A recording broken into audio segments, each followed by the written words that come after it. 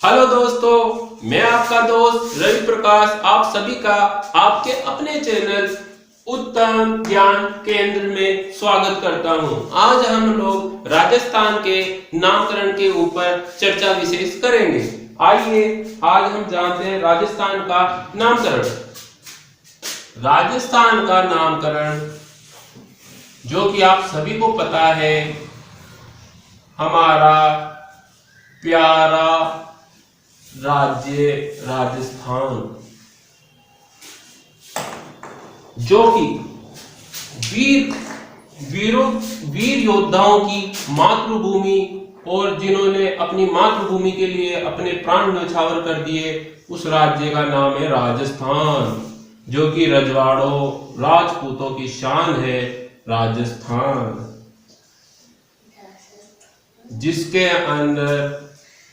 जिसकी मिट्टी के अंदर बहुत सारे वीरों की, शहीदों की साका किया है, जिन्होंने अपने मातृभूमि के लिए, और इसके अंदर हमारे राजस्थान राज्य की कई वीरांगनाओं ने भी बढ़ चढ़कर हिस्सा लिया है। इसके नामकरण के ऊपर हम चर्चा विशेष करेंगे।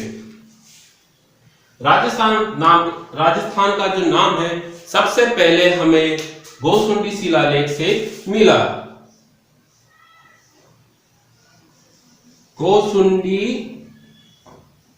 शिलालेख, ठीक है दोस्तों, गोसुंडी शिलालेख।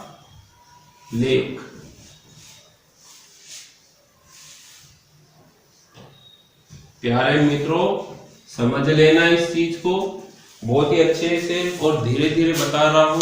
नहीं समझ में आता है आप कमेंट बॉक्स में लिखना, मैं आपको दोबारा से इसके बारे में बताऊंगा ब्रीफली। कुछ चीज समझ में नहीं आती है, अगर मेरे से त्रुटि हो जाए, उसमें कोई गलती हो, तो भी मुझे प्लीज जरूर बताना।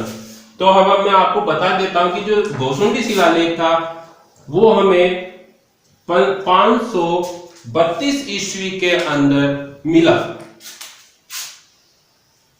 532 ईसा पूर्व के अंदर मिला, ठीक है, जो कि हमारे कैलेंडर जो हमारा शुरू होता है, उससे पहले का समय होता है 532 ईसा पूर्व, एडी समय से पूर्व का समय, ठीक है। गोसुंडी शिलालेख कहां पर मिला? चित्तौड़गढ़ के अंदर।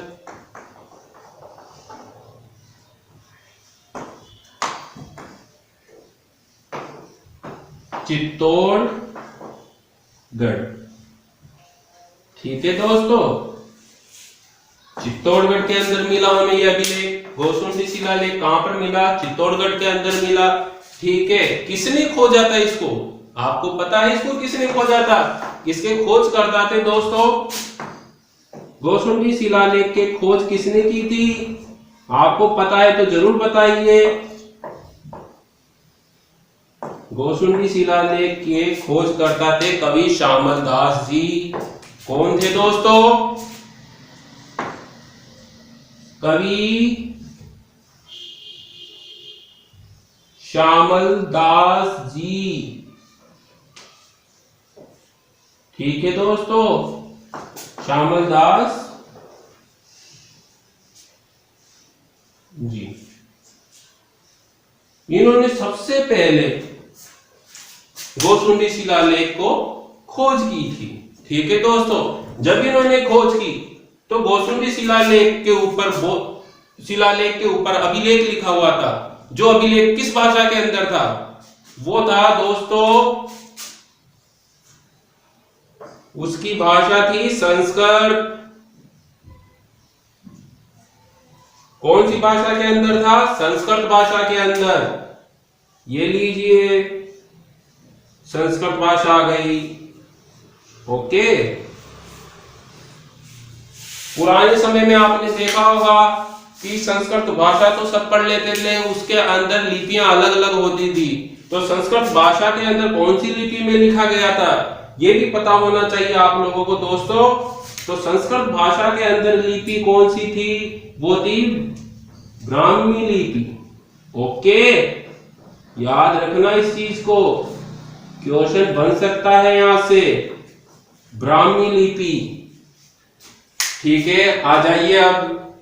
श्यामल दास जी ने खोज कर दी, बता दिया कि गोसुंडी शिलालेख के ऊपर अभिलेख संस्कृत भाषा के ब्राह्मी लिपि में लिखा गया है। ओके, हो गया। उसके बाद में आते हैं हमारे कौन? ब्राह्मी लिपि को पढ़ा किसने था? तो इसको पढ़ा था हमारे, बताइए आपको पता हो आपको तो बता दीजिए कमेंट बॉक्स में। इसको पढ़ा था हमारे डॉक्टर D.R.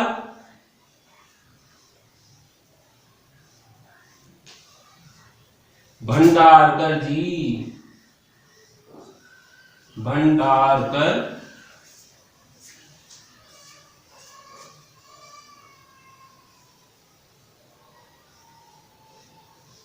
ये लीजिए, किसने पढ़ा था? डॉक्टर भंडारकर जी ने इस लिपि को पढ़ा, जो कि मोस्ट क्वेश्चन बनता है यहाँ पर। आगामी परीक्षाओं में आप इसको देख पाओगे। डॉक्टर आर भंडारकर जी ने किसको पढ़ा था? गोसुंडी शिलालेख के ऊपर जो अभिलेख लिखा हुआ था ब्राह्मी लिपि में, उसको डॉक्टर D.R. भंडारकर जी ने पढ़ा। ठीक है प्यारे दोस्तों। उसके बाद में हम आ जाते हैं, जो कि गोसुंडी शिलालेख जो मिला वो टूटे हुए शिलाखंडों के रूप में मिला था हमें। टूटे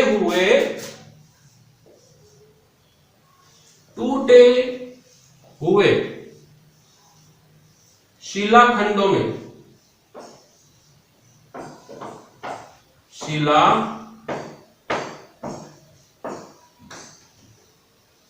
खंडों में मिला।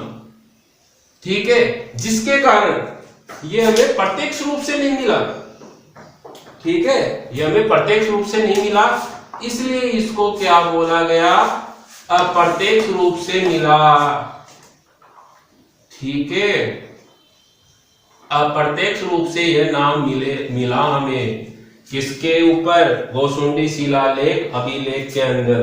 ठीक है, अब हमने ये चीज पढ़ ली पूरी, लेकिन हमने ये तो पता ही नहीं कि जो गोसुंडी शिलालेख के जो ऊपर अभिलेख मिला, उसके ऊपर जो राजस्थान का नाम किस रूप में मिला? वो मिला था दोस्तों हमें नाम राजस्थान का, जो कि हमारा प्यारा राजस्थान का नाम उस वक्त अभिलेख में किस नाम से मिला था? वो मिला था दोस्तों हमें राजस्थानीय।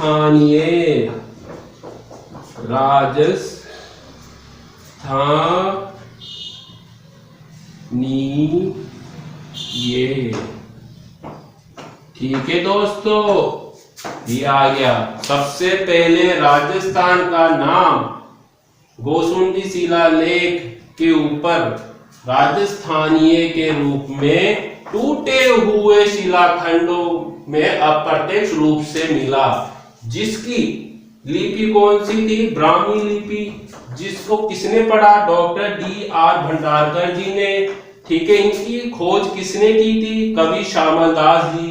ठीक है, और ये जो गोसुंडी शिलालेख है, जो कि चित्तौड़गढ़ के अंदर है, और ये पहले मेवाड़ रियासत का भाग था। ठीक है दोस्तों, अब हम इसके आगे बताते हैं आपको। ठीक है दोस्तों, जो मैंने आज आपको इस क्लास में बताया वो मैं आशा करता हूं आपको समझ में आया होगा, और मैं इसके आगे का भाग अगली क्लास में आपको और भी अच्छे तरीके से बताने की कोशिश करूंगा। ठीक है, जय हिंद, जय हिंद, जय भारत, जय वंदे मातरम।